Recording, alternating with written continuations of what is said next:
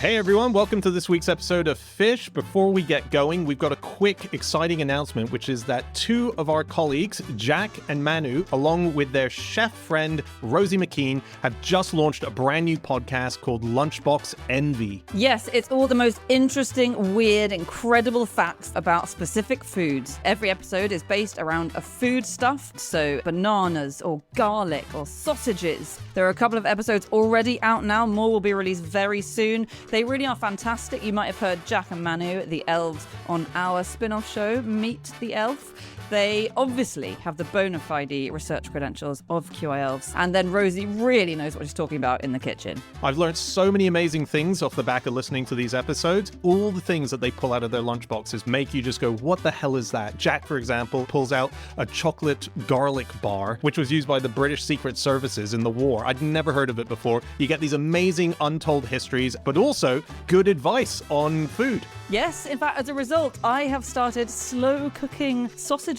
Find out why. The good thing about the good advice is they don't just tell you what to do, they tell you why certain things work. It is jam-packed. Yeah, very good.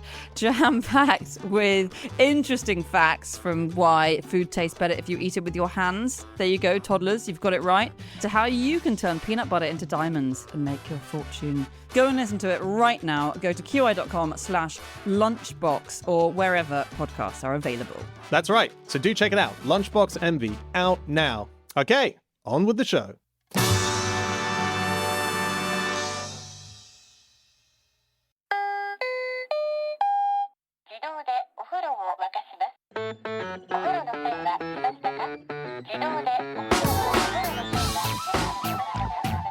Hello and welcome to another episode of No Such Thing as a Fish, a weekly podcast coming to you from the QI offices in Holborn. My name is Dan Schreiber. I am sitting here with Andrew Hunter-Murray, Anna Toshinsky, and James Harkin. And once again, we have gathered around the microphones with our 4 favorite facts from the last 7 days. And in no particular order, here we go. Starting with fact number 1, and that is Anna. My fact this week is that every time your heart beats, your memory gets worse, but you become better at firing a gun. Better at firing a what? Sorry, better at firing a gun. Yeah. Better at firing a what? I see what's happening. You see what I'm doing there? Yeah, you expose some obvious flaws in the system. Your heart beats a lot, and I don't feel like I lose my memory every second and a bit. You are. And I think this is useful information to know. So if you're ever doing certain things, always do it on the offbeat. Other things, do it on the onbeat. And I found this a really interesting study I came across about the cardiac cycle, basically, which is the cycle of how your heart beats, which says that in systole, which is when it's beating, basically it triggers these baroreceptors, which are nerves in your blood vessels, which clock that the blood vessel is stretching. Because the heart's just beat, the blood vessel stretches, the baroreceptors send a message to the brain going, right, the blood vessels have stretched. This is how much, this is what's going on. And it sets off all this activity in your brain every time your heart beats. And all that activity in your brain, which is giving your brain all the information about exactly how much your heart's beat, how hard, how fast, how much the vessel's expanded, that drowns out loads of other stuff that's happening in your brain. So you get worse at lots of stuff, like your memory gets worse. How do they test this, Anna? That's a very good question. They rig people up to ECGs and they do things like really scare them. Or they they get have them to fire more a gun. heartbeats. Is that what you mean? No, they test exactly whether they're on systole or diastole, if their heart's beating or not beating, and then they scare them with something, and if their heart's on an on beat, then their reaction will be slightly slower than like an reaction off-beat. times. Yeah, and they had people in a rifle range and they logged them up to ECGs and they did the same thing. I got 2 questions. One, memory. Is this long-term memory or is it memory in the moment that it's making worse? It's memory in the moment. So I think they'd say, what's so-and-so's name? What's the name of the person who was sat next to you yesterday, Dan? And then on the on-beat, you'd be a bit less. Dan is not going to remember that in any circumstances. Question 2 was to do with the gun. So I'd read a study a while ago, which is that apparently snipers like to take their shot in between heartbeats. How interesting. Yeah, So they've been doing it wrong. Yeah. Who? That's why they keep missing. Yes, that's right. Yeah.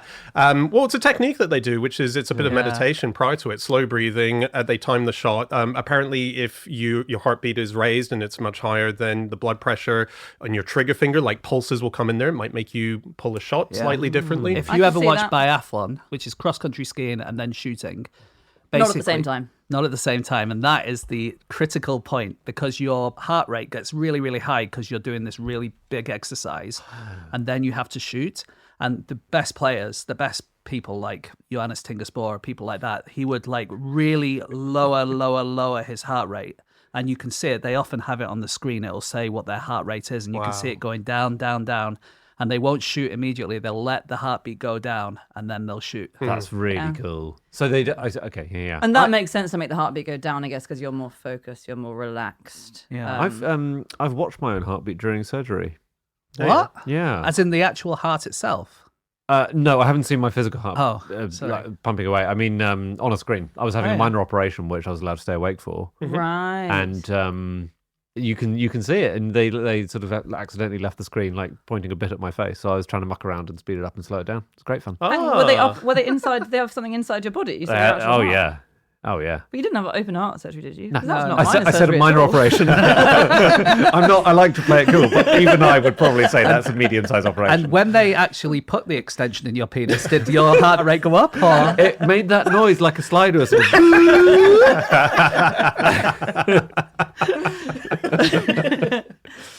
Can I just say the potential reason for this evolutionarily, which I also think is really cool. And just to let you know, so when your heart does a beat, your sensitivity to pain goes down. You have a worse memory for words. Your concentration is less good. You've got a higher fear response, so you're more afraid, more intense reaction, and but your reactions are slower. And then on the offbeat, you have a stronger grip, so you're stronger. You're more accurate at firing a gun, and your eyes flicker around more. And weirdly, I didn't know, what happens is when you're under threat, what do you think happens to your heart rate? Speeds up. Incorrect. What? Isn't this incredible? Immediately after you're under threat, usually your heartbeat for a second slows down, apparently in an evolutionary sense. And that's because for a second, it needs to be on the offbeat more often. So when your heartbeat goes slower, it's more often on the offbeat. So that you can have fast reactions and process information more. So you process everything around you, and then it speeds up a lot because as soon as you've done that, then it's on the on beat, and then you're really good at firing a gun or punching someone or gripping something. I would have thought it would be a part of just trying to be quiet, like more quiet so they don't find you. Yeah. Not having that pumping heartbeat. Just as psychologically, you'd be like, you can hear, tuk, tuk, tuk, tuk, tuk, you know, can, it'd be yeah. like, Can I just ask for clarification? Yeah. If your heartbeat slows down and you go from 100 beats to 50 beats, that means you also have 50 offbeats in a minute. So does that not mean you have fewer offbeats as opposed to more? I think it's more time is spent on and off, so you've got a longer offbeat. Because like an on beat is always going to be the same amount of time your heart takes to go, but to pump the blood out, right? But then between them, there's a longer gap. So the offbeat is actually the gap between your heart pumping and not pumping. Exactly. This was only in one study that it said usually the fear response causes your heart to immediately slow down and speed up. And I couldn't find it many other places, but I thought that was fascinating. That's very cool. heartbeats are something that I didn't realize play quite a feature role in the world of music. Mm-hmm. So Heartbeats is a single by steps. there you go. Is that what you're thinking? That's not what I'm thinking. I mean, artists recording their heartbeats or of their children and putting them into songs have been used multiple times. You get them in Prince songs, in John Lennon very sadly released it as part of an ultrasound heartbeat to a child that unfortunately didn't make it full term. But so many bands, Max Cavalera from Sepultura, he did it. Interestingly, Taylor Swift did it for one of her songs, right? And it was a song that was re-recorded. As you might remember, Taylor Swift had this huge moment whereby she had her manager claim all of her music. So she went and re-recorded every single album. I do remember. Yeah, so one of these songs contains her heartbeat. And so she had to replicate the sound recording of her heartbeat. So she's got twice recorded heartbeats into tracks. But they all get listed in the song credits on Heartbeat, Taylor Swift. Oh, very nice. Yeah. So it means you get more money. Yeah, exactly. That's like Phil Collins. Do you remember Phil Collins? Didn't he do an album where it was all Phil Collins? Was and I it? think he put himself in the credits as everything. Felt like So he on- played like the kazoo when he played it. Yeah. huge Surely. kazoo guy, Collins. Yeah. No, You he did all can't just the- add more on. You can't just add a triangle and get paid a whole extra bit, can you? Well, you can. And That's then- that's the whole idea. So Simon Cowell, that was a story that he would play a minor instrument, like one cowbell noise, and that would be writers' credits on the songs to all his artists that he would get. and that's why we renamed it the Cowbell. But no one knows. Brilliant. Beautiful. It's so beautiful. Very good. When your heart rate synchronizes, we've briefly mentioned before, I think, that it's choirs their heartbeats all synchronize, which is Yeah. pretty cool. That is cool. When you go to the theater, your heart also synchronizes with the people around you. And it lasts into the interval. Everyone goes out into the interval with their hearts speeding up, sort of going at the same rate. I wondered why we all go to the toilet at exactly the same moment when there's like 5 minutes left before the second half. Yeah. It's our hearts is the problem, isn't That's it? the problem. But so that's saying that a movie has a heart rate. Yes, Basically. It does. So you could actually probably we talked before about how you could do CPR singing a certain type of song because it's the right BPM in order to do it. There probably is, like, if you want to go to a movie that puts you on this heart rate, No, here because are it'll your go up options. and down. So because if it was Titanic, as the ship cracks in half, you suddenly have to double the rate of CPR. Oh yeah, but I'm sure there's some like How long are you having to Polanski do- movies where you can just sit for. If it's something really tedious like Dune 2, you can just sit all the way through it. It's too slow. The person would die. But if it's something really exciting, then I mean, you don't need to do it for. How long do you need to do CPR for normally? Till they It depends. till they're alive again. Okay, yeah. I've done 45 seconds now. I'm afraid we've watched the whole of the climactic fight scene in Gladiator, so I am going to be clocking off. Yeah. Pig hearts. You know how we were all going to get pig hearts a while ago? Oh, yeah. That's going to be the big thing. I know. I was so excited. It's so complicated, the process. Because so basically, pigs are very similar to people in lots of ways physiologically, and there was an idea that we were going to be able to transplant pig hearts into people, and that was going to be because there are there are hundreds of millions of pigs around the world. Sure. Just sitting there with their sitting hearts there. beating away. Sitting around, oink oink. We're not using them for anything, right? We're not. So let's steal their hearts for us. It's pretty sinister as a species. Anyway, but it turns out you have to do so much stuff. You have to make the pig more human before you do this. How do you do that? Dress it up. Give it a newspaper. Bring it to the movies. My grandma, what big trotters you have! Yeah, it's So no, you can't just take a heart out of a pig and shove it in a person. You have to take a pig, right? Remove 3 of its genes, knock out some growth So you hormones. have dressed it up. Knock out some growth hormones, add a couple of other genes. Then you have to keep the pig nice and clean so it doesn't get any pig bacteria. Then you breed from that pig, and you make these GM embryos. You put them in surrogate sows, and then you have to give the mummy pig a C-section so that it doesn't get contaminated at all. And then those piglets have to be bred up until they're big enough. Wow. And those are then the sort of a bit more human pigs. They've had no contact with the outside world, no external viruses. Those are the ones that... And has anyone ever had this? I think 2 people have, and they both Well, didn't one of survive. them built a house out of straw, and the other one built a house out of sticks, and they never made it. No wonder we don't use it. You gotta. It's like we found a match. We now just have to get it pregnant, Buy it dinner first. let it birth some, and then take yeah. their hearts. Anna's right. A couple of people have had it, but I think that it didn't. I think the reason is like hearts in all mammals are kind of the same, aren't they, really? Right. They all work the same way with electrical impulses, and they have sodium and potassium that make the electricity happen, and they're all kind of the same. So that's the idea. Is it right that we have 1 billion beats, all mammals? 3 billion. We've got roughly the same. We number, do. Yeah. Humans get about Yeah. 3 billion. Humans get a bit more, basically, because our life is longer because we have invented indoors. And it turns out indoors is a more relaxing environment. And But like we're similar enough that we have roughly the same. You do, but it's not like you have that number. Like Donald Trump thinks that you have a certain number, and if you use them up, then that's when you die. Yeah. And that's why he doesn't like to do any exercise apart from play golf. And I think a few other famous people have thought that. Maybe Neil Armstrong thought that. I Oh, think. come I on. think. Yes. Yeah. No. There's a think so. quote. I think said it they've looked into maybe it. as a joke, he said, you Yeah. only get a certain amount, and I'm damned if I'm going to use all mine running up and down the street. Oh, well, Yeah. that's fair enough. That's a funny line. That's interesting when you're playing golf because it is reduced. Is it better to play in the gaps? Well, you know what? I'd never thought that before, but I'm going to try that next time on the course. Yeah. I think it is why know what those- small animals don't live as long, isn't it? Because as a small animal, your heart beats faster. fast, and die so young. Yeah. use them up. I got one last thing before we move on. Have you guys heard of the Intimacy 2.0 dress? No. No. Okay, let me guess. It's Yep. a dress you wear. Correct. And 2 people wear it, and it syncs your heartbeats, and it changes color with the heartbeat, so you can see that each is flashing at the same time and that you're in sync. So is it like a dress version of paddles, basically? that aggressively stops your heart and restarts it until you're in sync. Does it change colour? Does it go transparent if your heart rate rises? There we go. Is that what Kanye West's partner was wearing? She was just so excited to be at the Grammys. Her heart was going 10 a second.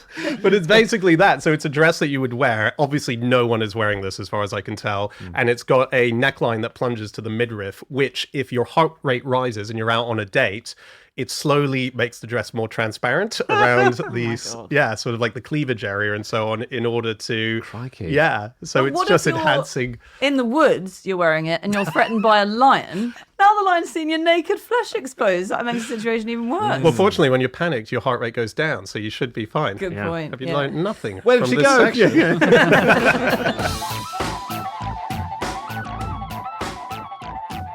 Stop the podcast. Stop the podcast. Hey everyone, this week's episode of Fish is sponsored by Saily. That's right. Saily allows you to sail everywhere over land and sea. I've just realised I think that's why they call it that.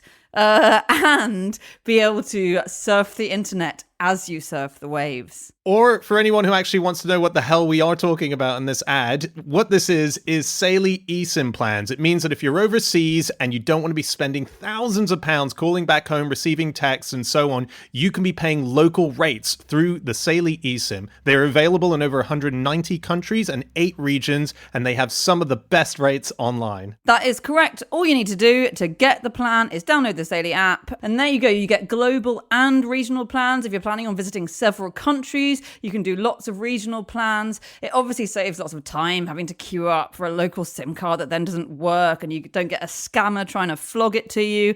And it saves you ever having to leave the room once you're on holiday. You can just sit in a cafe and research and look up on the internet all the stuff that you could be visiting. I mean, I think that's a much better holiday. So if you want to get this, you can get an exclusive 15% discount on your Saily eSIM data plan by simply downloading the Saily app and using the code FISH at checkout, or you can go to saily.com/fish if you want to go on a desktop. Do it. Get that app, Saily away. Not with me, with whoever you want. Okay. On with the show. Jesus, on with the show. Okay, it is time for fact number 2, and that is James. Okay, my fact this week is that in 2023, a team mapping the ocean floor announced they may have found Amelia Earhart's plane.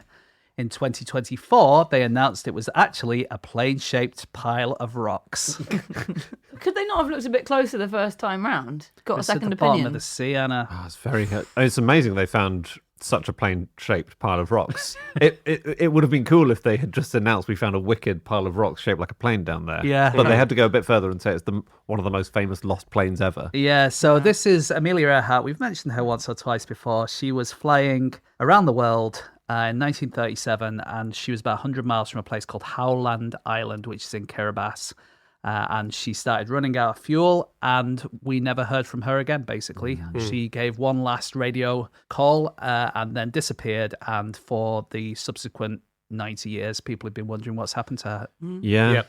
And she was world famous, wasn't Oh, she? yeah, Like yeah. an incredibly celebrated aviatrix. Yeah, And, prior to the disappearance as well, which is Yeah, absolutely. often Oh, yeah. sometimes these things make you she'd famous. broken so many records and things like that, and she'd done a lot of trips, which was the first time a woman might have made those flights and things like that. She was amazing. And this is a group called Deep Sea Vision. The CEO, Tony Romeo, who's a former US Air Force intelligence officer, said that they'd found these rocks, said that they found this plane, or what they thought was a plane.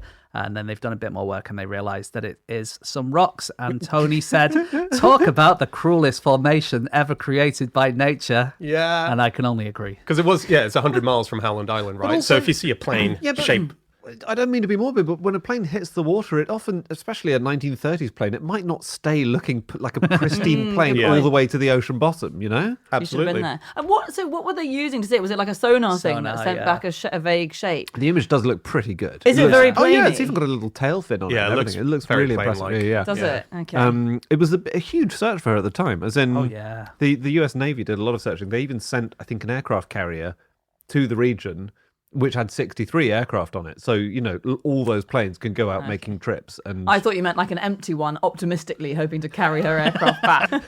And it cost them about $4 million at the time, which is about $90 million today. Wow. And of course, they didn't find her. And actually, that became kind of the end of celebrity aviation, because at that time, there were loads of celebrity flyers who were doing loads of crazy stunts, and they're on the front page of all the newspapers. But when Amelia Earhart disappeared, Congress decided to make it illegal for the Navy to spend any money on search and rescue. And when they did that, everyone just stopped caring a little bit. Yeah, there were all these psychics who were claiming that they were in touch with her, and the family were looking for anything, so they were going to see psychics and hoping to follow up on things. There was this story that we mentioned briefly, which was the Tokyo Rose story. It's the idea that the Japanese had got hold of Amelia Earhart. She was captured, and she was putting out propaganda, radio news about what was going on in the war. Yeah. So Tokyo Rose was real, right? Yeah, that was actually. But they were saying that was her. They were saying it was her. But what's interesting is her husband, because she was married, Amelia Earhart, to a guy called George Putnam. He actually made a 3-day trek through Japanese-held territory so that he could get to a U.S. Marine radio station to confirm whether or not it was her voice. So, like, it was taken really seriously, even by the immediate family. Some of these theories. I think that was one of the ones that vaguely sane people believed, like the person who was in charge of the island. I have to say, I find that Amelia Earhart searches, I have a real blank, like with Jack the Ripper on them. I'm like, God, get a life, guys. A lot of them. No offense. Also, welcome to the podcast. We appreciate you listening. It's so interesting you've made these people your bête noire, Anna. I don't know relatively why. benign-minded people trying to solve a classic mystery. New enemies of the podcast. I'm so sorry. You can buy stuff from their website. Look, I'll advertise for them. They sell they sell T-shirts. They sell badges. If you want to help fund their expeditions. Nice. Each trip costs up to $500,000 to go and uncover another rusty jackknife or compact mirror in the ocean that you say belong to Amelia Earhart. Sounds good. Okay. Hey, I've got so just on sort of the ocean and the mysteries of the ocean. Something that I read about, which is a big problem for a lot of boats out in the open sea now, is UFOs. Oh no. Unidentified floating objects. Oh. So this is to do with container ships. And container ships, when they're in rough seas, they can lose. So many containers have gone missing. There was an estimate between 1985 and 2007, 5 to 6 million container units would be floating. It's mental. Yeah. And do they all float? They do for a while. So they can for a few weeks. If a container is up to 80% full, then you've got enough air in there for it to, but they're not airtight. So they will eventually seep water and go down. So a lot of ships just say that if they're out, these come out of nowhere because they're not mapped right. So you're dodging UFOs all the way through the ocean. Wow. When we're just constantly losing giant containers off the back of ships. Other mysterious things in the ocean. Eels. Yeah. Well, one big ocean mystery is, all the plastic in the ocean. Yes. Yeah. Well, where is it? It's in the ocean. It's not in nearly the enough there. garbage patch, isn't it? Well, not nearly enough, James. What do you Let's mean? get going. Let's get more in there, guys. Yeah, what is the problem you're trying to solve here, Anna? This plastic. It's in animals. No, we don't know. So we're starting to find out, but basically 99% of the plastic that should be in the ocean is not in the ocean. We keep on looking, and most of what is there is in the garbage patch. But a lot of that is kind of old plastic, and we don't know where the newer plastic's gone. Whereas you'd think the older plastic would be the stuff that degrades, if anything, and is getting smaller and disappearing. So when you say it's not there, sorry, what do you mean? So in the surveys that we've done of the ocean, looking at how much ocean plastic there is, we haven't found nearly enough to equate with how much we estimate we've been flushing into the ocean. And it's called dark plastic, and they equate it with dark matter. I knew that climate change was a hoax in this whole environmental push. I knew it. It's actually not. It's often equated with climate change, but it's not quite the same. No, but that's crazy. That So is is this scary, Anna? Because presumably it's somewhere bad. No, it's actually somewhere good. Well, I Oh. think the latest research shows, and this is great news. Anna, this is a roller coaster of a fact. I like to keep your heartbeats fluctuating. The latest research is a guy called Laurent Lebreton, who's an oceanographer who ran this big computer model looking at how the plastic that we know about gets distributed, where it lands in the ocean, where it floats to and stuff. He's concluded that the vast majority of macroplastics and microplastics, so big and small bits, rather than being lost in the middle of the ocean or deep down where we don't know, they actually all wash up on beaches and are buried in shorelines or are right on the coastline. Interesting. Which to me says, great, I always thought we can't get that plastic back. I can't row out to sea and get it back. But if all you need to do is go to a beach... That's great. We just need to pick up the baby turtles it's choked to death on the beach. Well, It's Amazing. under the beach. It's the lugworms who are getting Oh, it. no. I know the poor lugs. No one talks about And them. it's going to turn out the lugworms were the keystone species keeping this whole thing going. And we'll be sorry. That's really interesting, though. It just seems more accessible, doesn't it? Does it make it easier for us to deal with if we can work out technologies to do that? I understand animals will die, obviously, but like, I think really the problem is stopping it from entering the oceans in the first place. yeah, but that's. But I mean, I think once it gets to the coast, to me, I mean, this is new research, but it seems like it would be easier to access once it's not in the middle of nowhere. Feels like it. So get to your beach, people, with a bucket and spade. Yeah, nice. Have you guys heard of dark oxygen? Dark oxygen. Okay. Oxygen. So by extension, there's not as much oxygen as we thought there should be. Yeah. And some of it's missing. This is stuff that's found on the ocean floor, Yeah. Oh yeah. and it's produced, this dark oxygen, by battery rocks. Okay. These are the nodules, metallic nodules, that are all over huge chunks of the ocean floor around the world. And they make oxygen without light. They do it chemically. So they split the water molecules around them into hydrogen and oxygen. So that's insane. I mean, that's a Yeah, source it's like of putting oxygen. an electric current. It's like we would make on Earth in a chemistry lesson. Cool. Electrolysis. It's crackers. Yeah. Are these connected to ocean farts? No. And I'm sure we'll come on to those in a minute. I just love the idea of Andy doing a lecture, Dan sitting on the front row with questions like that. If you could put your hand down until the end, Dan. Yeah. We will have a question and answer session in writing. Yeah. Please go on. It's Well, fascinating. how can I possibly continue talking about something really interesting when you said about ocean farts? And that's how the disruptive kids do it. Yeah. This is why no one learns anything. Yeah. Yeah.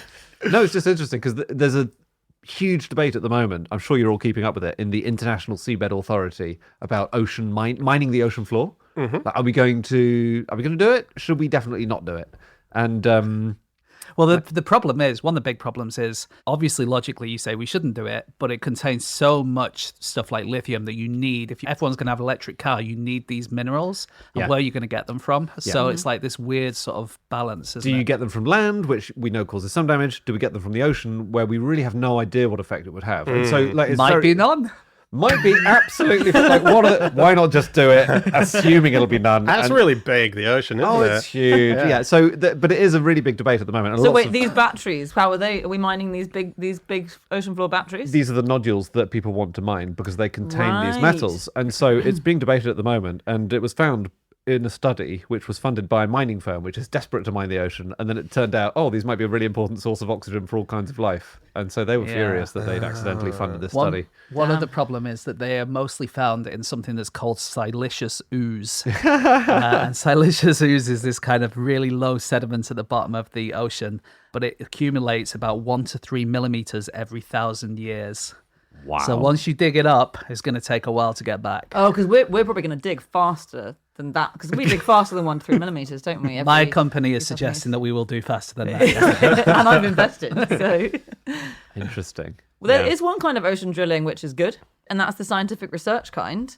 And the first mission was really cool. It was in 1957, and it was organized by this group called the American Miscellaneous Society. I love them already. They are so cool. They're like the Ig Nobels of their time. They were a bunch of geologists and oceanographers who just wanted to get together and have weird ideas. Anyway, there was this thing called Project Mohole, which they started, which was to investigate the Mohorovičić discontinuity, which was It sounds sci-fi, doesn't it? Yeah. The Mohorovičić discontinuity has been producing dark oxygen. It does sound like someone who thought, I'm going to write it as a Russian name. And they go, no, that's not Russian enough. Let's put another itch at the end.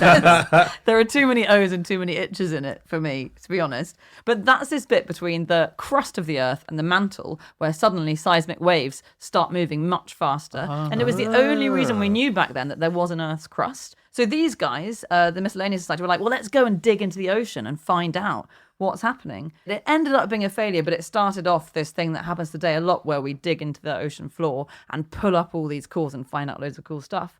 And the person who came along with them to write about it and to report about it was oceanography fan and big lover of the sea. Taking a guess? James Cameron.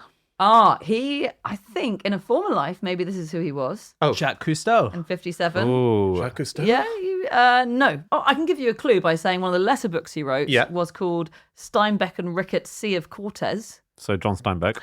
So it was John Steinbeck. He absolutely loved the sea and oceanography. Really? So he hopped on board this research boat and reported That's so on it. good.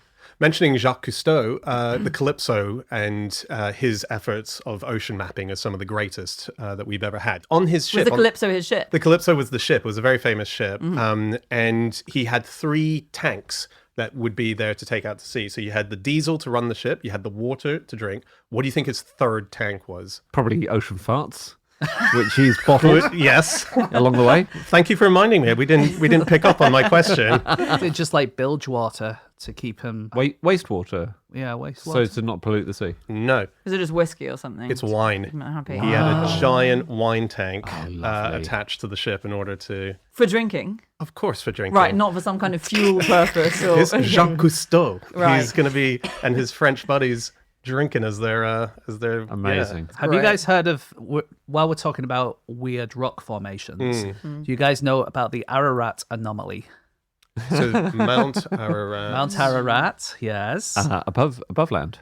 It's above land. Oh, is it that there are loads of fossils that should be ocean things on Mount Ararat? There are those, but that's not what this is. Okay. This is, if people have taken photos of the snow near the summit of Mount Ararat, there's something that looks very much like Noah's Ark.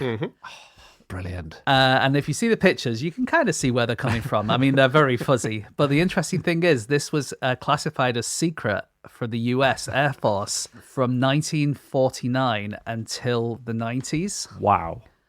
And it's in so the snow. It's like a snow arc.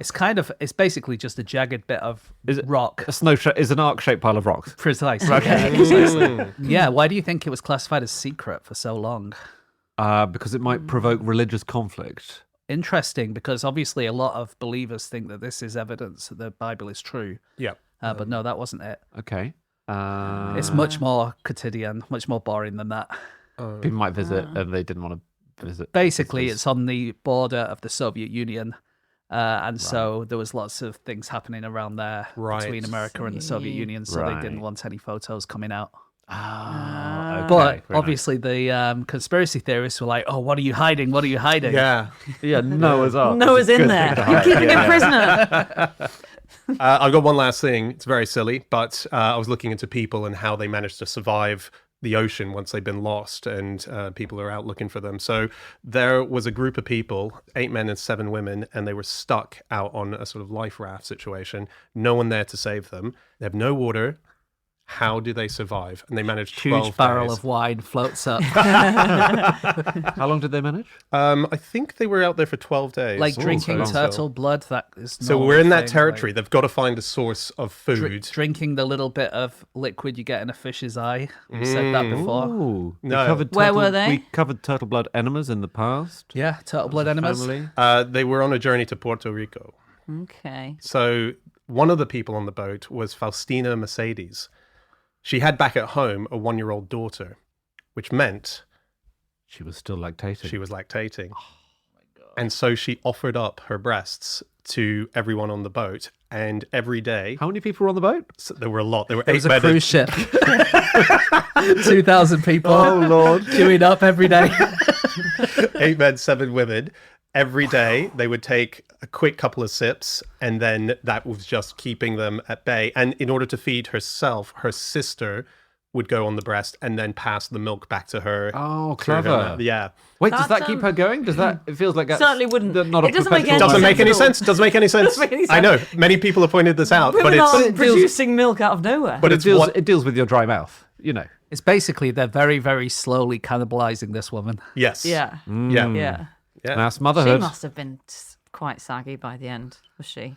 When she got back, she said she was unable to feed her own child because of the... It's pretty traumatic. it was pretty highly weird. unsurprising. I think she said it was weird, yeah. Well, it is weird. It is weird. I'm with her on that one. It's also the ending of Loop It Right Round, The Grapes of Wrath. It is. The Grapes of Wrath ends with a lady. It was suckling on a It ends with a young lady suckling an old man who's starving to death. It's to the Dust Bowl America. That is the final. that right? That's the final scene. That's an incredible full circle. I am only 100 pages into The Grapes of Wrath 10 years ago. Fine, I never got any further than that.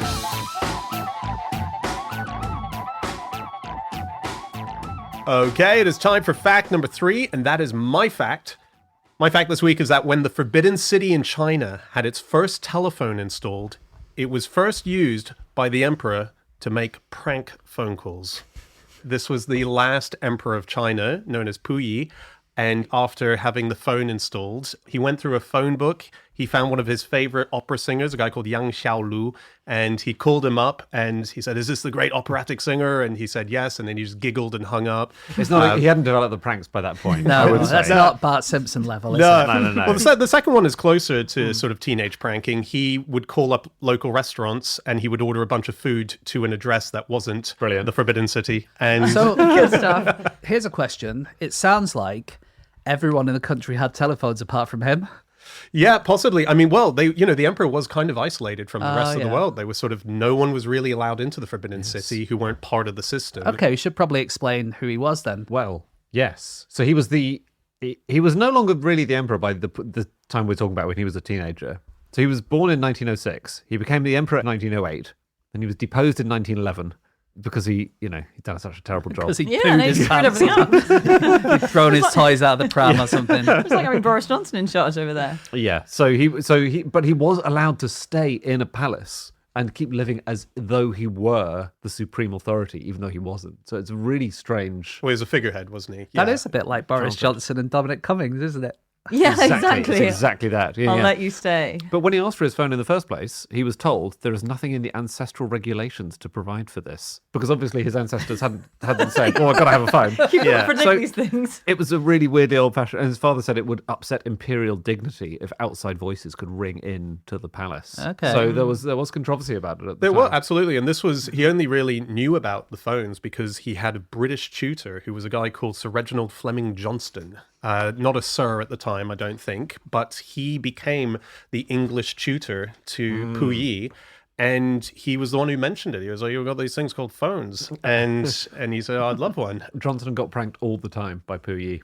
Puyi was constantly ringing up the man who'd got him the phone. That's because kind of he was his only friend. I got the impression. So that's kind of sad. And I'm sure Johnston pretended to be really upset or amused every time. I think what we're going to find is that this is a pretty tragic story, isn't it? This guy, very young, made an emperor, turned out to be an utter asshole, but probably a victim of circumstance because he was left on Absolutely. his own the whole time. That's the thing. The whole thing feeds on itself. It's like no one comes out good in this story. I just want to stick up for Puyi Oh, yeah. because I've got this book out of the library. Yep. It's From Emperor to Citizen. Oh, And yes. it's his memoir. Oh, yeah. And I've been reading it. And he, it's actually a lot funnier than we're all giving it credit for. Does he mention all the stuff about constantly whipping eunuchs just for the sake of having fun of watching that? And He beating does. them to death. Ooh, Did he ooh, do that? Does he mention it when his wife had a child with another man and then he had that baby stolen and killed? Is that in there? Is that part of the funny stuff? Okay, I haven't read the whole thing. Yeah, he's a bad dude. No, he does. He does mention the eunuch stuff though, because that was his whole big repentance thing. His memoirs at the end of his life was when he said, "I'm sorry for all this." There's an entire chapter called The Eunuchs because he lived surrounded by eunuchs. Yeah. There were a few hundred, and even that was a substantial cut down from the glory days when there were... Substantial cut down to make those eunuchs. In the good old days, there were thousands and thousands of look eunuchs, page 61, just a great section on the eunuchy life he lived. That's pretty funny. Until he was 10 years old, he only played hide and seek with his own eunuchs. He was very isolated growing up. He had siblings, but he didn't see his own mother for years and years and years because he was taken away to live in the. He wasn't the child of the previous emperor. The previous emperor was his uncle. That's right. So there was the Empress Dowager, who's a very famous character in ancient Chinese. Yeah, Sushi, who's this amazing person. And she, when the emperor had passed away, there was no child in order to take over. So this was the nephew. But there were moments of levity in his childhood. I just think there were a few. Just get this. If he ever went to the park, this is the process of how it would happen. He would have a eunuch walking ahead of him, basically honking with his mouth to say, everyone keep away. He was like a sort of one-man beep, beep, beep system. Well, they hadn't invented the klaxon horn, had they, over there yet? No. So you needed the eunuch. A rare example of China not inventing something first, just because the eunuch system works so well. Then there would be 2 chief eunuchs going kind of crabwise, sideways, just keeping an eye on everything. Then there would be junior eunuchs with him. There would be a eunuch with a canopy. Then more eunuchs holding a chair, a change of clothes, some umbrellas, some cakes, some hot water. Then there were the medical eunuchs who came behind them. Look, we've all been to the beach with our kids. We know how much you have to take, how many eunuchs you need. And then at the end is the eunuch with the loo, or the eunuchs, several eunuchs with commodes and chamber pots and things. But when he was a kid, he would just run around, and this caused absolute mayhem because the whole procession was trying to keep up with a 5-year-old boy who was just running around in a park. Can I do an incredibly quick, this is his life, so on the throne at 2, kicked off the throne at 6, but got to be pretend emperor until like early mid-1920s, at which point he was booted out by a warlord, hung out being a playboy who used to be the emperor, shagging around a bit. Until 1931, Japan invaded Manchuria, thought, we'll pluck this former emperor, put him in charge, apparently, but he's our puppet. He had no power, but he got to keep living this weird fake royal life. So continued being pampered and petted, having people wait on him.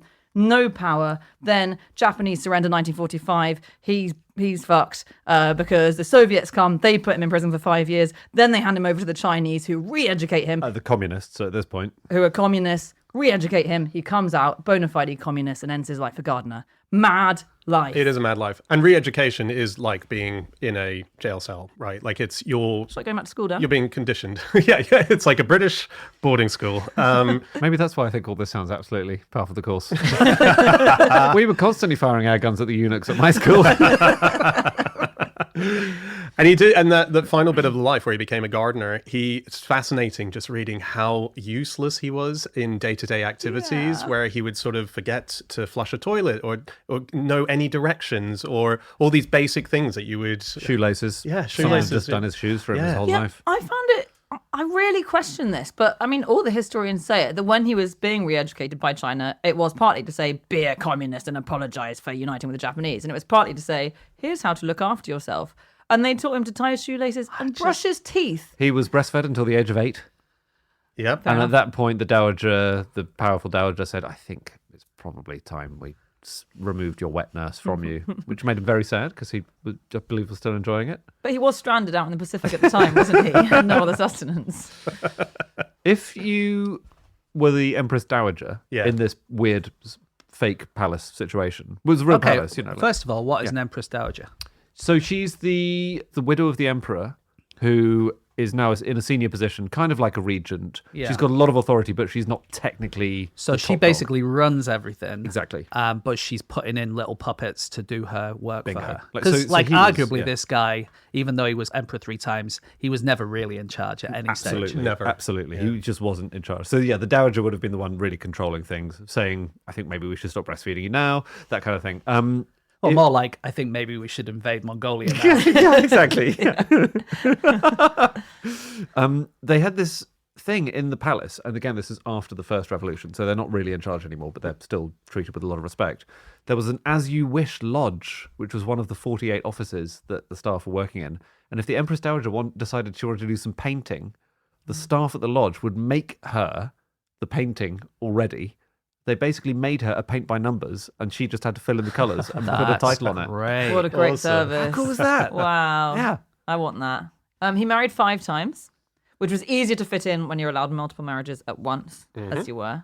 But again, this seemed like an unfair trick. This is in 1921, so when he was being like pretend emperor with no power, he was shown 5 photos of women. It used to be that the emperor had women paraded in front of him and got to choose, but because he's been downgraded, he just got photos.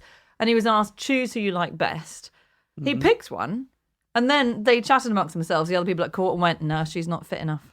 No. And they made him marry the other one. Well, he did get a second wife from a different photo, but on the day of marriage, he then also married this first choice. Yeah. He had 2 marriages on the same day? On the same day. That's a sitcom ready to be written, isn't it? Do you know what? It sounds so unfunny, their lives. I want you to inject some gags in If it, anyone has any please. objection and you're hoping the concubine hasn't turned up to your wedding or your wife hasn't turned up to the concubine marriage, I think this is it's good. They were really young, weren't they? These young women who were brought in. The last one, who was called Li Yuqin. She was, I think she was 14 or something when she became the last imperial consort, and the emperor was quite old at this stage, or comparatively old at this stage. But she said in an interview, she said she didn't even know how children were made at that stage. She believed what she was told by her mother, that we were picked up from the rubbish bins. Oh. And I just think that's an unusual way of telling kids that that's where babies come from. It's good Yeah. parenting, and it's a story I've maintained. Well, I just think because we have like the stork comes and drops That's a very baby nice. at the front Cabbage door. patch is Cabbage nice, and patch, yeah, fertility and yeah. growth. But rubbish bins? Yeah. To be fair, this is an almost entirely eunuch-based society. It's very hard to actually get a handle on where children come from in this world. But he doesn't seem to have been especially actually interested in women. No. Well, he used to have blazing rows Interest with in his women. wives, both wives and all 5 wives, about they would sometimes refer to him as a eunuch because of his lack of prowess in the bedroom. On the honeymoon night, he had both of his first wives, so the wife and the consort, in the same bed, waiting for him. And when he went in, the story goes he ran out of the room, and they don't know if there was much, if any, consummation happening. I'm hearing sitcom. I'm sorry. I'm sorry. The running in and running out certainly has an element of farce. His last wife seemed like quite a sweet story. So this was in the 1960s. He started off working as a street sweeper. So the Chinese re-educated him, then pardoned him. He became a street sweeper, and there's a very sad story of him getting lost, and he has to approach his former subjects and say, hello, I used to be the emperor. I don't know how to get home. I'm staying He with should family. just follow the clean streets. If he goes back in the direction that all the clean streets are, he knows that's where he came from. The thing is, James, he was so bad at all these tasks, he hadn't actually effectively cleaned the Oh, streets. I was thinking it's like the reverse of following the breadcrumbs. Yeah. That's beautiful. Follow Yeah. the lack of breadcrumbs. But then he married this woman who was a nurse, and they stayed together forever. And I think she didn't die until 1997. And she said he was just desperate for someone to love him. Which, after that life, Yeah. yeah. Yeah, it's Yep. wild. So you find the story very depressing, Dan, which is very. fair. Yeah. But actually, when he did write his memoirs at the end, which were heavily influenced by the Chinese Communist Party and his free education, he did say he was They come in for some very good press at the end of this book, I've got to say. exactly. He was at least contented with his current status as a repentant and devoted communist who loved the party. And I do notice, Andy, that it is a little red book. Yes, it is.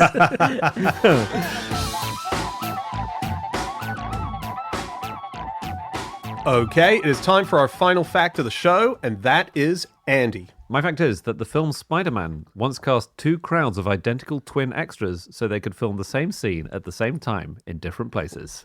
That's Amazing. amazing. why? You know what? The first thing that comes into my head is that meme of all the Spider-Men pointing at each other. Oh, yeah. This is a really weird thing that just happened to happen once in the annals of filming history. And I got this because I was looking into casting and how people are cast and how extras get cast in films. And there was a woman called Jennifer Bender who was the vice president of an extras firm about 10 years ago. And she was being interviewed about her business. And she said that this film, they had 2 units shooting.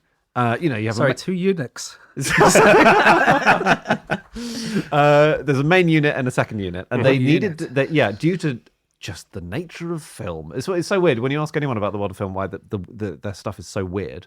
They just say, "Well, it's just filming, isn't it?" Yeah. And so basically, they had to shoot this scene in 2 places at the same time because of the schedule they were on to get this filmed. So they said, "Well, let's just cast twins." So they got 25 sets of twins, sent one lot to one set, sent one lot to the other set, dressed them the same. That's really good. That's really cool. And one other thing is that the twins, they can like telepathically communicate to each other, right? Yeah. So they can tell them what's happening in the other place. So when he said this fact, and we were like, wow, why? And you said you'll have to wait and see. But what? The answer is just because they're really shit at making film schedules. It's just, I mean, surely it's easier to revamp the schedule. I gotta say, like, all the identical Andy's twins. sort of amazing mystery is always going to end up, it was a matter of scheduling. yeah, exactly. Anna, you don't understand the nature of film. Like there are producers on your ass all the time saying we've got to get this ready for the Hong Kong market in 2 weeks. Yep. There aren't that many identical twins in the world. We've got to do the reshoots. Get Chalamet now. I want 5 Chalamets on my desk tomorrow morning. It's hard. That's incredible. film. Yeah. So good. That's really cool. It's hard to be an extra. Oh, it sounds it. I've done extra work a couple of times. Have you? Yeah. You? Yeah. Well, in this podcast. Wow. What did you do? I can't remember. It was a film with James McAvoy, which was quite exciting because you often don't know before you turn up what it's going to be. Yeah, right. Are they looking specifically for people with quite normal looking faces? Bland. Ideally, they want balloons on sticks. Well, that is a thing, isn't it? Yeah. Like, you can buy Is it? like inflatable crowds for movies. No. Yeah. I think Seabiscuit famously, like, that's where it Really? started. I think that love was that. the first one. Yeah, this guy called Joe Biggins, who suddenly realised rather than organise loads of extras and have to pay them, you can just make inflatable people. Really? And you can deflate. I think he got 10,000 in the back of a lorry, which you can't do with extras.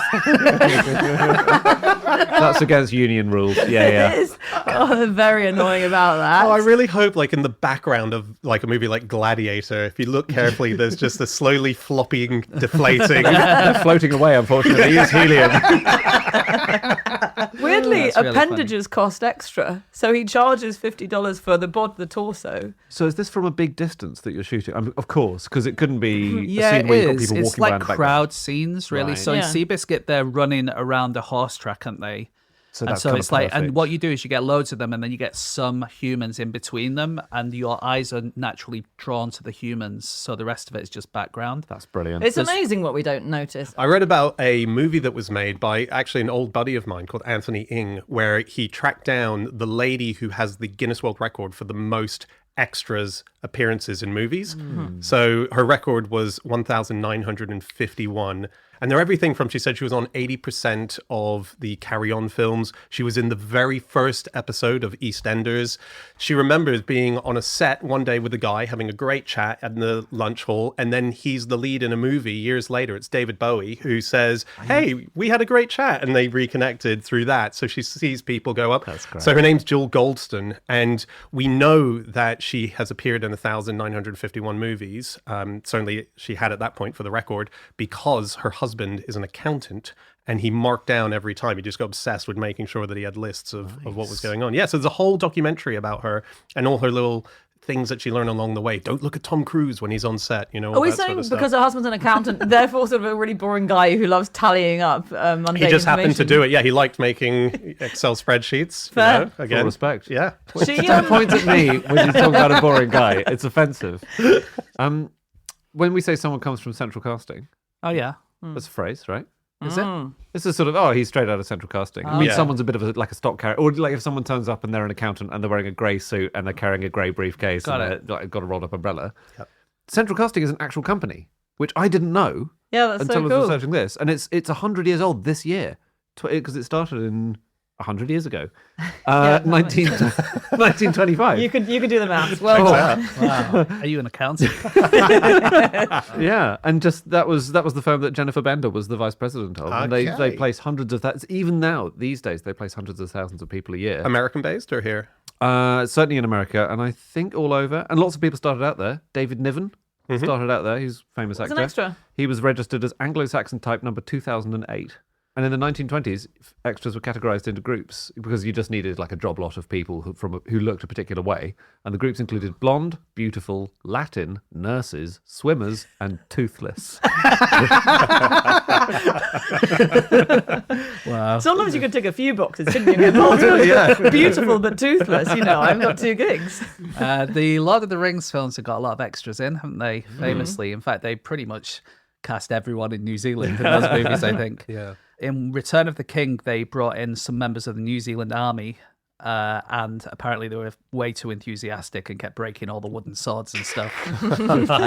But in the Two Towers, they had a group of apologies to people who like Lord of the Rings because I've never read any of them. But there's a group called the Uruk Hai, which is the orcs. Flawless. And they needed to get people to play them, so they put a casting call out for everyone over 6 foot tall in New Zealand to come and play the Uruk Hai.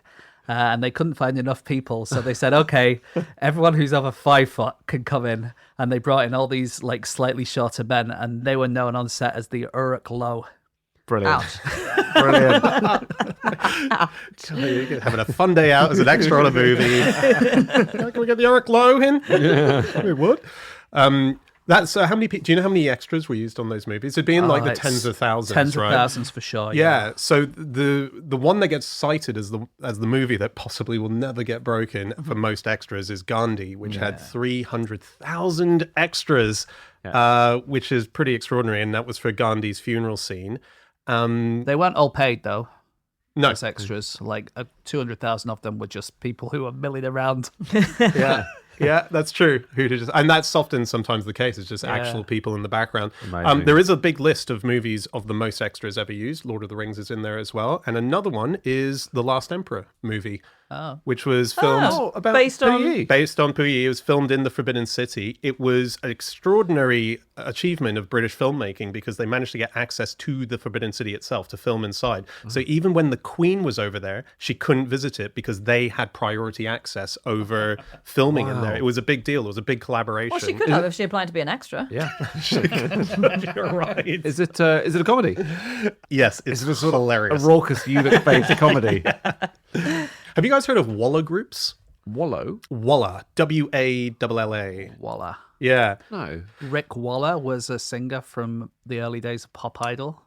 Fats Waller was a blues. Yeah. Blues Yeah, man. no, I mean, we're talking extras in movies here. Yeah. Phoebe Waller-Bridge has been in the lots of prequel movies. to Wall-E. Wall A. Well, hey, Yeah. yes. I'm in the film area at least. You are. That's very good. No, this is to do with the fact that if you were filming extras in the background, you're miking up your main characters who you're recording. You haven't necessarily mic'd up the extras, but you need that background noise. So they often hire people to come in and make the sounds of the extras. So they're sort of actors who are acting as the extras. Oh my God. And so they stand in, and there'll be a group of them who will stand in a studio, and they just have to make murmur sounds. And they're called wallahs because walla, walla, walla, walla, Like walla. rhubarb, rhubarb, rhubarb. Exactly, yeah. And so they're called walla, but it's obviously changed. But so that often happens where you just have a group of people having to make the sounds of the people in the background. Who mentioned short extras? Oh, the Uruk Hai being the Uruk Low. So there's another film which had short extras for a very specific reason. So can you guess? It's one of the most famous films of all time. Chocolate Factory. Yeah, Wizard that was of my Oz. first thought. Not Chocolate Factory, not Wizard of Oz. Those probably both did do exactly that, but please let's just move on. Yep. Okay, it's something with lots of children in it. It's not. It's something where you need to make something else look a different size. Oh, okay, a film about a giant. Gulliver's Travels. Very good. Very nice. It's No one's so short they can be a Lilliputian. we need a bunch of 3-inch high people. Honey, I Shrunk the Kids. It's Guys, no. I think we've still got the same problem here. You've built a prop, but you need the prop to. But the prop is only like 3/4 of the actual size of the actual thing it's representing. So you need to make it look Okay, bigger. what's the one where the monkeys come and it's Earth all along and they Planet of Planet the of the Apes. Apes. So there's the Statue of Liberty, but they couldn't get a full size one, so they had to get small apes. That's right. This is not. I mean, it's not right, but it's a brilliant guess. Oh, God right. damn it. But it's right in that it's good. Yeah. Okay. It's exactly that. But it's kind something of thing. else like Stonehenge or the Eiffel Titanic. Tower. Leonardo DiCaprio is actually 4'2". Titanic. Titanic. That was a Titanic. James Cameron only used people under 5'8" on the actual ship Okay. to make the ship look bigger. Well, because it's a Wow. pretty big ship already, It isn't it? is pretty big, but the ship was a bit smaller than the real life Titanic. It was 15% smaller. So if you cast a load of like 6'9" people, it would It's going to look bit... tiny. You're right. Why have they started the movie in the lifeboats? What's going on?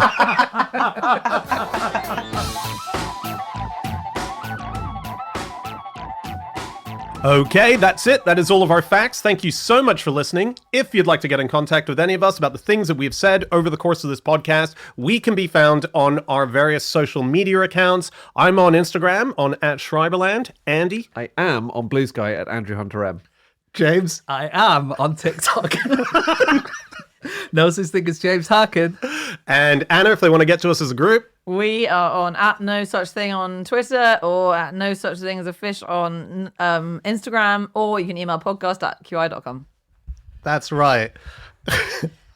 What enthusiasm. I always forget, even though Please I say it do every email week. podcast@qi.com because we love hearing from you. We love hearing, like, have you ever been an extra? Are you Ridley Scott? You know, like write in. Yes. Are you a eunuch? But actually do write in, because we use that material for our bonus episodes, don't we? We do. You can get a mention. You can be an extra on our show. You can. You'll get a mention on Drop Us a Line, which is part of Club Fish, which is our very secretive community of bonus episodes and stuff. It's great. Check it out. And you can find out more about that by going to nosuchthingasafish.com, and you'll find all of our previous episodes up there as well. Or you can just come back next week. We'll be back again with another episode. We will see you then. Goodbye.